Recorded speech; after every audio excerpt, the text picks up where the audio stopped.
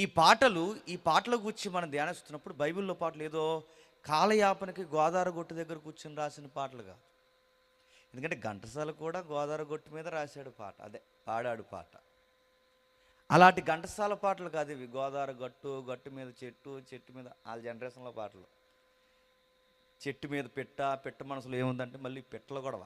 అప్పటి నుంచి ఇప్పటి వరకు మీరు చూడండి, ప్రతి ఒక్కడు పెట్టల మీద రాసేవాడే పాటలు. పెట్లు అంటే మళ్ళీ అదొక పొయిటిక్ అండోయ్.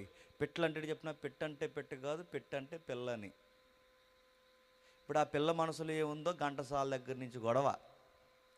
అందరూ ఆడవాళ్ళ మీద పాటలు రాసేవాళ్ళు తప్ప పుట్టించిన వాడి మీద పాటలు రాసేవాళ్ళు తక్కువ. ఆ పాటలు రాసిన వాటిని అర్థం చేసుకునే వాళ్ళు తక్కువ. ఆయన అర్థం చేసుకుని ప్రార్థనలే పాటలుగా మలిచే జనరేషన్ చాలా తక్కువ. అందుకే ఎవర్ గ్రీన్ సాంగ్స్ ఏమైనా ఉన్నాయంటే బైబిల్ సాంగ్స్. నెక్స్ట్ పేజ్ మన జనరేషన్కి మన మాతృభాషలో ఏదైనా ఉందంటే ఆంధ్ర క్రైస్తవ కీర్తన.